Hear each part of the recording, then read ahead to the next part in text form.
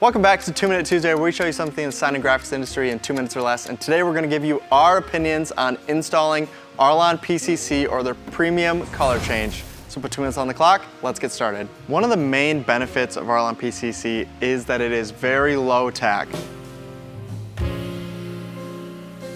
When we installed the hood on this, that was the first thing I noticed, having installed a lot of other products, and it was super easy to float it into the position that we wanted. When you're doing color change, that may not be super important to have to float it and make sure it's positioned properly, but very easy to kind of get it to float on the surface, even on a horizontal surface. Obviously it'll float when you're doing the doors and that kind of stuff, but on the hood specifically, it floated around really easily, gave us a lot of time to squeegee it. The other benefit with that is the air release is pretty good on this product, but honestly, most of the time you're just kind of pushing the bubbles over to where the air is already escaping. It floats so easily and the tack is so low that you don't even have to air release the air out. You can kind of just squeegee them out. When Vic was here, he actually showed us where he took a squeegee and he just flicks at the bubbles and they just keep moving until you get to the edge of the product. Really interesting thing that you can do with Arlon PCC, and I think you can only do that because of how low tack it is.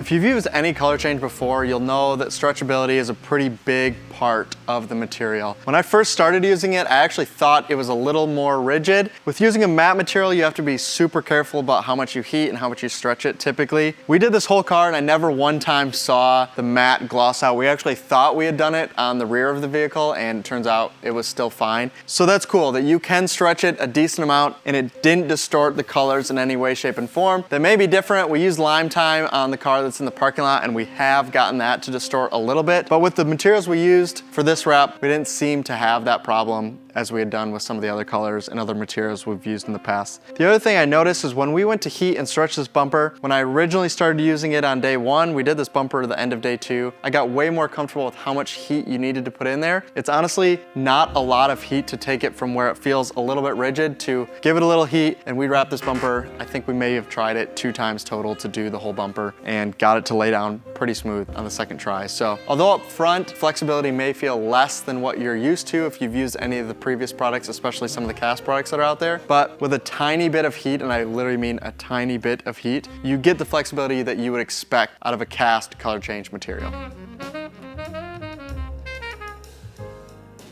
So far I mentioned the pros are it's pretty low tack, which makes it float pretty easily. The air egress is pretty good, but because of the low tack, you can actually just kind of move the bubbles out of the way, and the flexibility is pretty good. In the cons section, the only thing I'll put is it's low tack. The same thing I mentioned at the beginning, actually. So where that came in is when we're doing this, it's kind of hard to see, but there's a good set of a recess here where you can kind of see where it comes in here. In the past, with other materials that I've used, we would have just kind of pushed this in and it would have stayed down. That wasn't necessarily the case with Arlon PCC. It just took a little bit of heat to get it down. The benefit is once you get it down, it does tend to stay.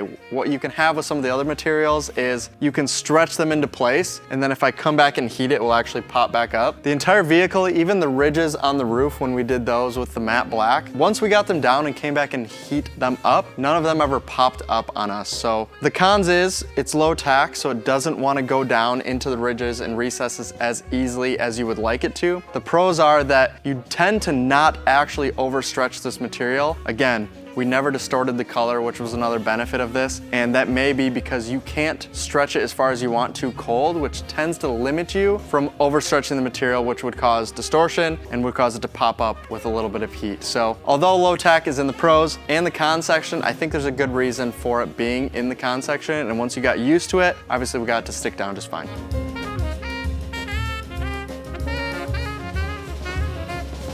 Hopefully that answers some of your questions on what we thought of PCC. This was me and Jason, who you saw in the B-roll installing this. We did not have a lot of experience installing vehicle, definitely not experience installing color change wraps. So this was our first hands-on experience doing a full color change. It took us 2.5 days to kind of go through and clean, do every part of this vehicle.